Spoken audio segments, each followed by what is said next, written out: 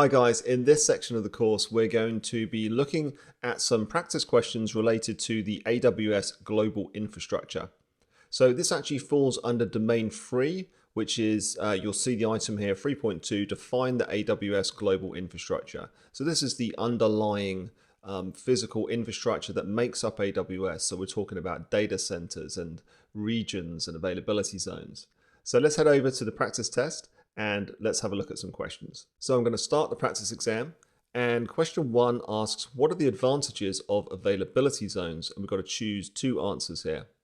So does an availability zone allow regional disaster recovery? Well, what is an availability zone? So it's made up of one or more data centers. So it's actually a place where you can deploy your resources, and you can deploy your resources into different availability zones for high availability.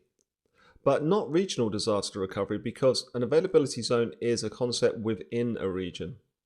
So do they provide fault isolation? Well, that's true, they do, because a fault in one availability zone, let's say, a power unit fails, or let's say that a physical storage device fails, or maybe the network fails. Well, that will affect all your resources in that availability zone potentially. But resources you have in another AZ won't be affected, so it does provide fault isolation. Does an AZ enable the caching of data for faster delivery to end users? That's not what it's for. Now that sounds like a content delivery network, maybe Amazon CloudFront. Are they connected by low latency network connections? Well, yes, availability zones are connected by low latency network connections, so you can get good bandwidth and speed over the network between resources that you have running your application in different AZs. So that looks like the second benefit here. Let's just check the last one. Do they enable you to connect your on-premises networks to AWS to form a hybrid cloud?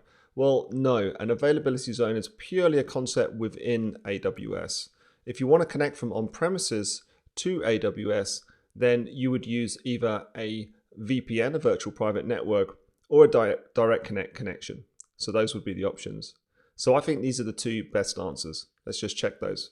And those are the correct answers. And there's a bit more information here about availability zones and regions, but I'm going to show you a slide as well. So on this slide, we've got the basic AWS Global Infrastructure components. So you've got a region. So this is a geographical area that contains 2 or more availability zones. And the availability zone is made up of 1 or more data centers that are physically separated from each other. So that's that fault tolerance. That means that the data centers are completely separate and isolated from each other, so that if one availability zone fails, the other one doesn't. Edge locations, and these are used by the Amazon CloudFront network, and they're a place where data is cached around the world for better performance for users who are in different parts of the globe.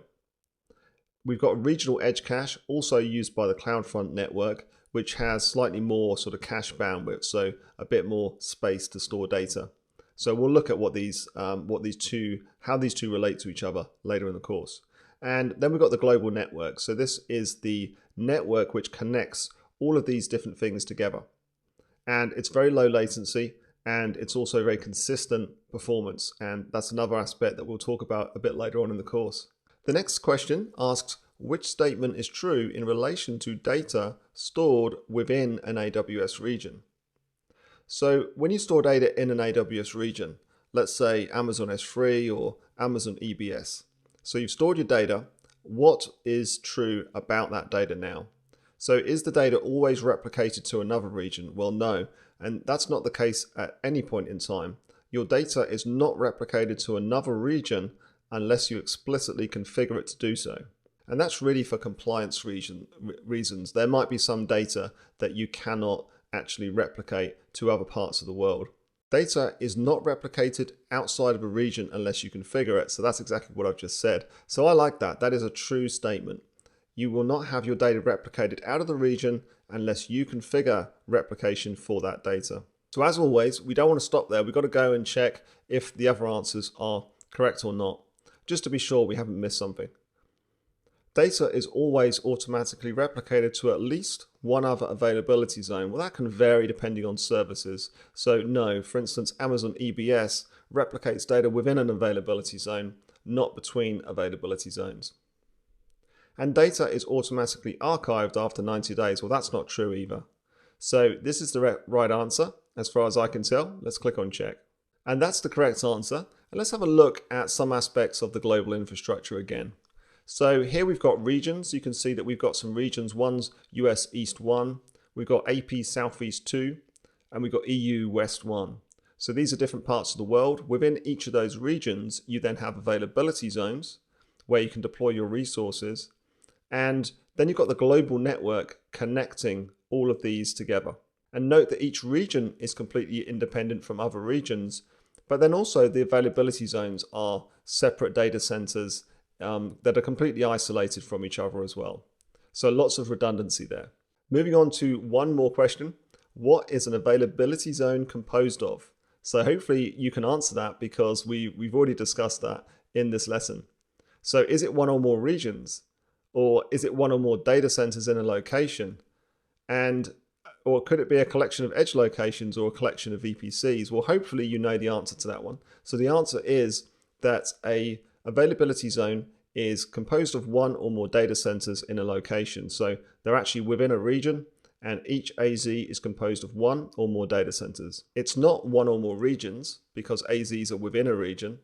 A collection of edge locations, well, edge locations are associated with the CloudFront network, and it's not a collection of virtual private clouds either. So that's going to be the correct answer, I'm pretty sure. Let's check that one out. And it certainly is. So let's have a quick look at a couple of slides just to understand availability zones better. So availability zones are the locations into which you launch your resources, such as Amazon EC2 instances. They are physically separated and isolated from each other. They span one or more data centers, and they have low latency and high throughput network connections between each other, and those are highly redundant as well. And each availability zone is designed as an independent failure zone. So that means that if you've got applications running in multiple availability zones and one AZ fails for some reason, then your application should still be running in the other AZs. And they are physically separated within a metropolitan region. And they use discrete power sources. So that means they have completely separate power sources. So if a big power grid went down, then that shouldn't affect multiple availability zones.